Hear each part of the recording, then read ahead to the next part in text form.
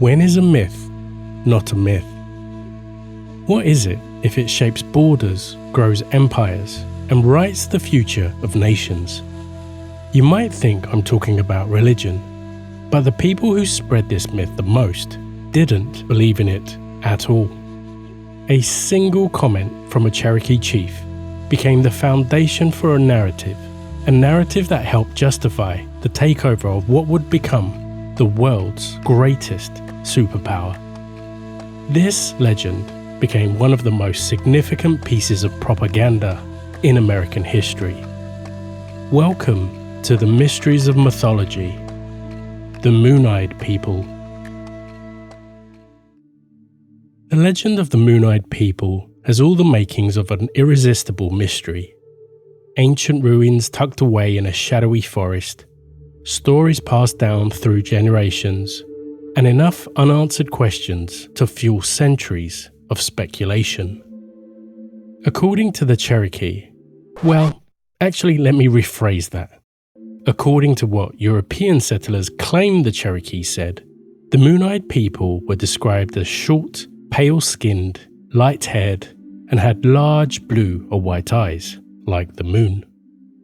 Their eyes, the settlers said, were so sensitive to light that they hid in caves during the day, venturing out only under the cover of night. European settlers first recorded these stories in the late 18th century, and from the start, the legend sparked speculation about who or what they were. Were they the remnants of an ancient people, lost explorers, or something far more otherworldly? Where did this legend come from?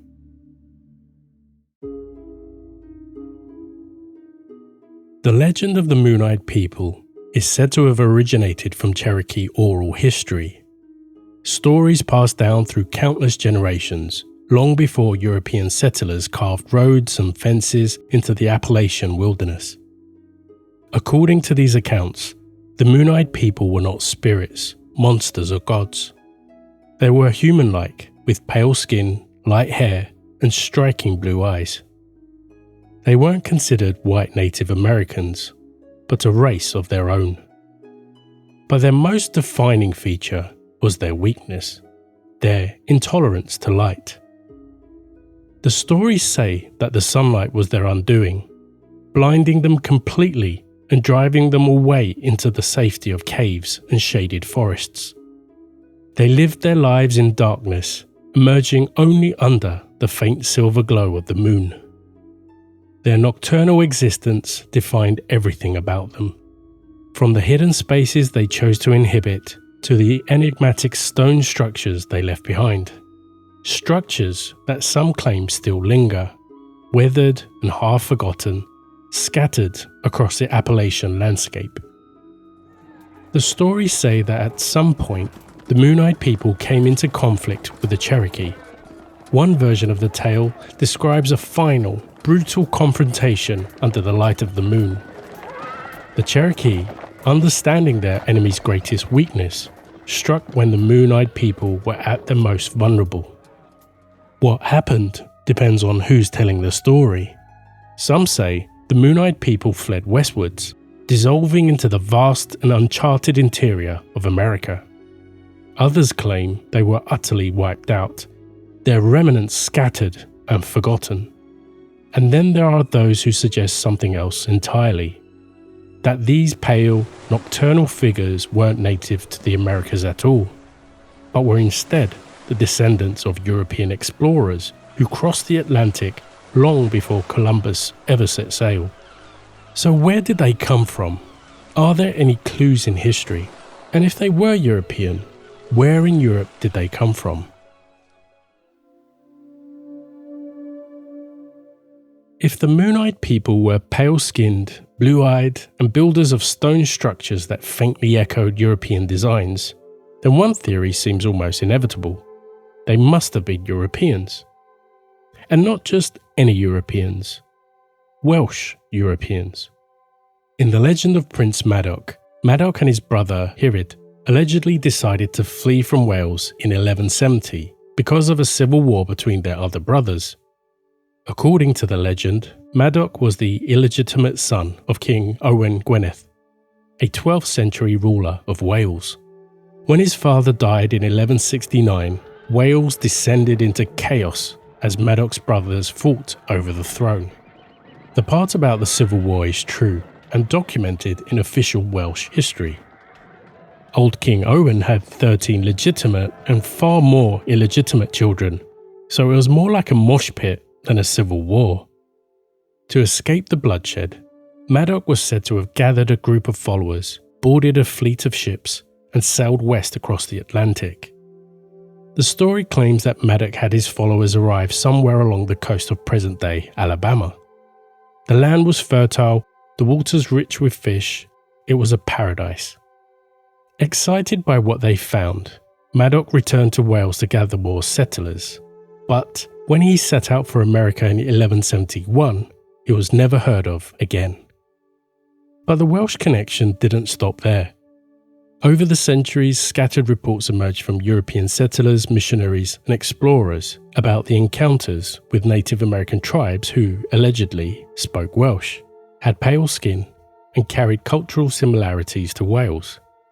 One such an account was from Morgan Jones, a Welsh preacher who, in 1666, claimed to have been captured by the Doeg tribe in what's now South Carolina. Facing execution, Jones reportedly pleaded for his life in Welsh, and, to his shock, the Doeg chief understood him. Jones is supposed to have said, "I have escaped so many dangers that must I now be murdered like a dog?" To which the Doeg chief replied, "You shall not die today," and set him free. A similar story comes from Peter Wynne, a Welshman who accompanied English settlers in the early 1600s. Wynne claimed to have served as an interpreter with a Monacan tribe, whose language, he claimed, bore striking similarities to the Welsh.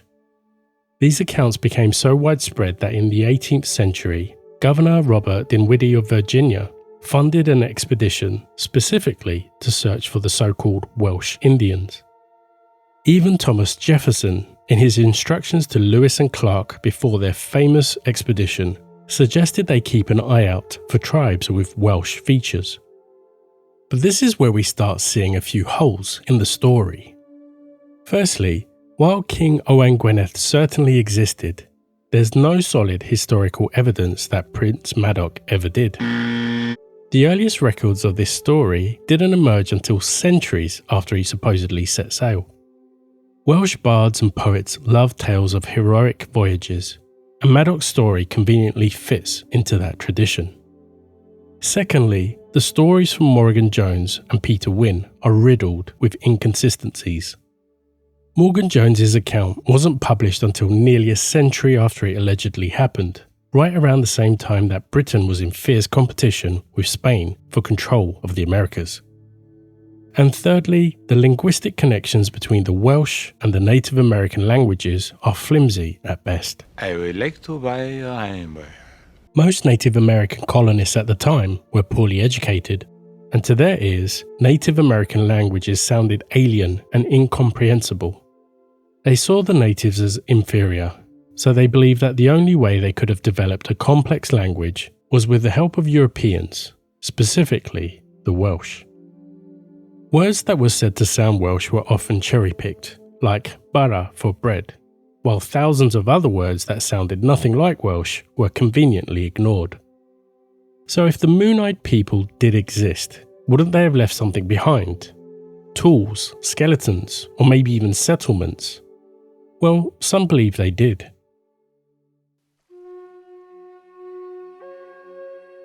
High in the misty Appalachian foothills of northern Georgia lies Fort Mountain, a place where stone and legend intertwine.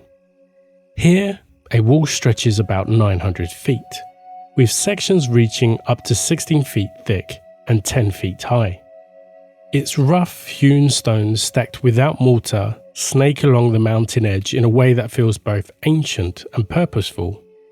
But who built it, and why? When European settlers first encountered the wall in the 18th century, they couldn't believe Native American tribes had constructed something so monumental. Instead, they turned to the familiar stories stories like those of Prince Madoc and the Moon-Eyed People. In 1810, Governor John Sevier of Tennessee wrote about the wall.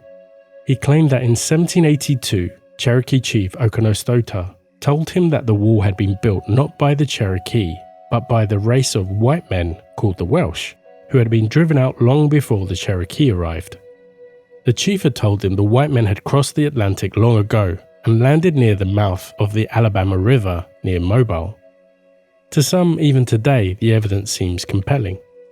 The wall's irregular but defensive design has a resemblance to certain medieval Welsh fortifications, such as Dol Wyddelen Castle in North Wales. But there's a problem. Archaeology doesn't quite agree. Modern analysis suggests that Fort Mountain Wall predates the 12th century by several hundred years. Some estimates place its construction between 400 and 500 CE, long before Prince Madoc and his legendary voyage was said to have taken place. So if the Welsh didn't build it, who did? Many archaeologists believe that the wall was built by pre-Columbian indigenous cultures, possibly as a ceremonial or astronomical structure. The arrangements of stones doesn't align with the traditional military fortifications, despite settler assumptions. Instead, the wall seems to suggest a sacred intent, perhaps aligning with the seasonal events like solstices or equinoxes. To the settlers in the 18th and 19th centuries, the story of the Moon-Eyed People provided a convenient explanation for something they couldn't, or perhaps wouldn't, understand. A complex indigenous civilization capable of advanced architecture didn't fit into their worldview, but a tale of a lost race of mysterious pale-skinned outsiders, that they could accept. But the Fort Mountain Wall isn't the only trace of the Moon-Eyed People legend. In Murphy, Northern Carolina, a strange soapstone statue resides in a local museum. Discovered by a farmer in 1841, the statue depicts two small humanoid figures side by side. Their faces are eerily flat, their eyes unusually wide. Some claim it's a representation of the Moon-Eyed People themselves. Others argue it's an indigenous artifact whose meaning has been lost to time. And then there are those who think they are little grey men from outer space. But that's a rabbit hole for another time, and probably another channel. For now, the Fort Mountain Wall remains a riddle carved in stone, a monument not just to its unknown builders, but also the stories humans created when faced with something they can't explain. And while its true origins remain cloaked in mystery, one thing is certain. It's not the only ancient site tangled up in the legend of the Moon-Eyed People. Hundreds of miles away, in another corner of ancient America, a far grander city tells its own story. In the heart of what is now Illinois, just across the river from modern-day St. Louis, lies Cahokia. But to call it a settlement would be an understatement. At its peak in the 11th and 12th centuries, Cahokia was nothing short of a metropolis. Spanning approximately 6 square miles and supporting a population of over 40,000 people, Cahokia wasn't just a hub, it was the hub. For context, during the same period, London had a population hovering around 18,000. Cahokia wasn't merely larger, it was organised, sophisticated, and meticulously planned. The city boasted over 120 man-made earthen mounds, a sprawling grand plaza, distinct residential districts, and at its heart stood Monk's Mound, a massive pyramid-like structure rising nearly 100 feet into the sky.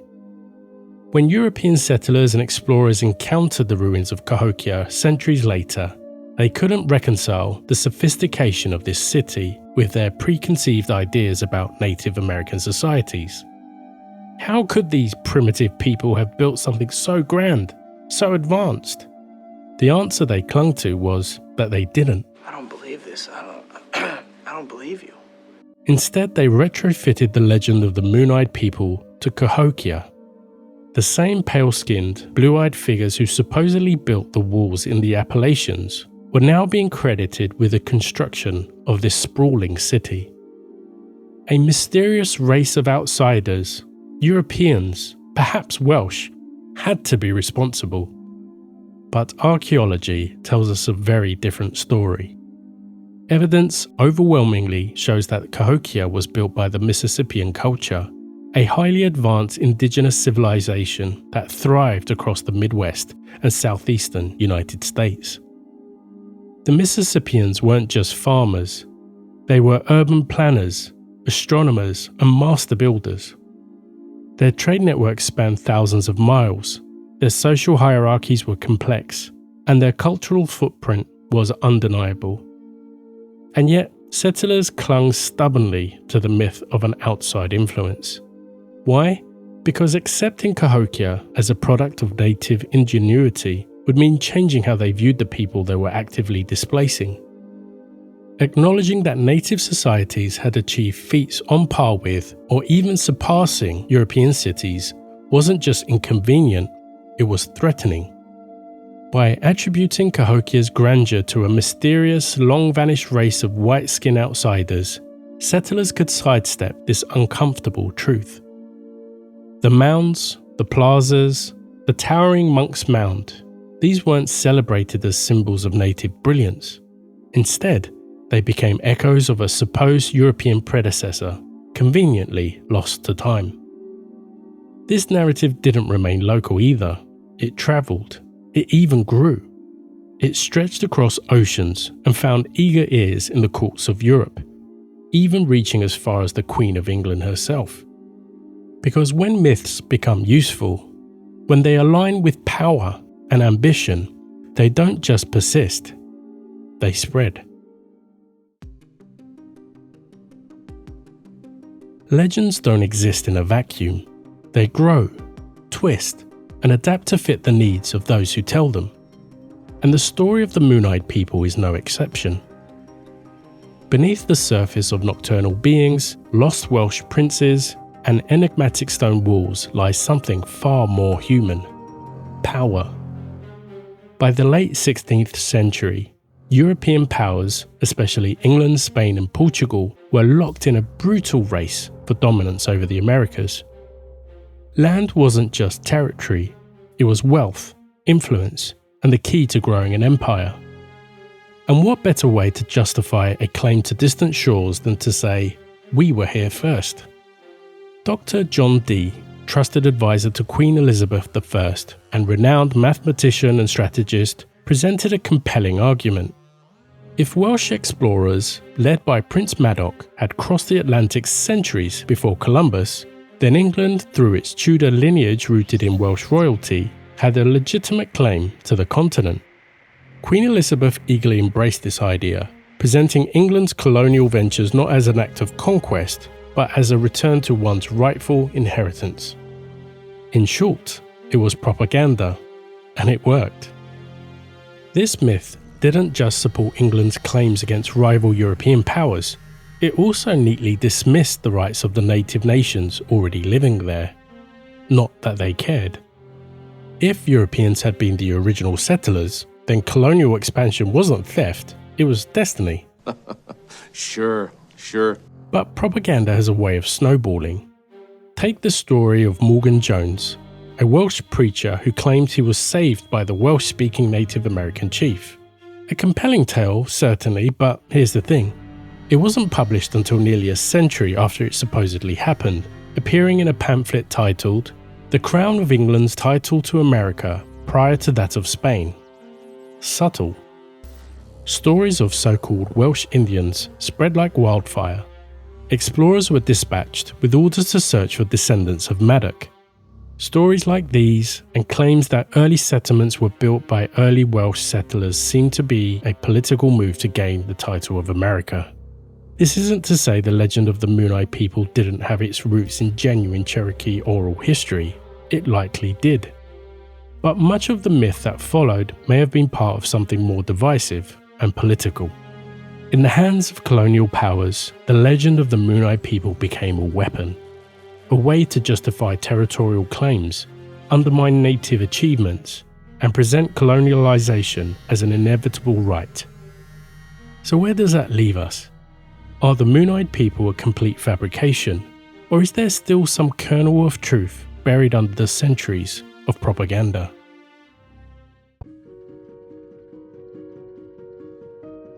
For centuries, the legend of the Moon-eyed people has relied on folklore, fragmented accounts, and oral tradition. But what happens when science steps in? Can genetics, archaeology, and anthropology help us separate fact from myth? One key detail in these stories is the description of the Moon-eyed people. Pale skin, light hair, striking blue eyes, traits often linked to the European ancestry, specifically the Welsh theory. But there is another possible explanation: albinism. Albinism, a genetic condition causing pale skin, light hair, and extreme sensitivity to sunlight, appears in populations worldwide. However, some Native American tribes have a notably higher rate of albinism. For example, the Kuna people of Panama have the world's highest recorded rate, with about 1 in 145 individuals affected. In tribes like the Hopi, Zuni, and Jemez in the southwest United States, albinism occurs over 100 times more frequently than the global average. In many cultures, albino individuals held a special significance. Among the Kuna, they were called the Children of the Moon, believed to have a sacred connection to lunar deities. It's plausible that the Moon-eyed people's legend arose from encounters with indigenous individuals with albinism, especially if they lived in caves or shaded areas to avoid sunlight. Science doesn't dismiss the legend, it helps us see it more clearly. The Moon-eyed people might not have been Welsh explorers, aliens, or an ancient European tribe, but they might not have been entirely mythical either. Like most legends, they exist in the space between fact, fiction, and cultural interpretation.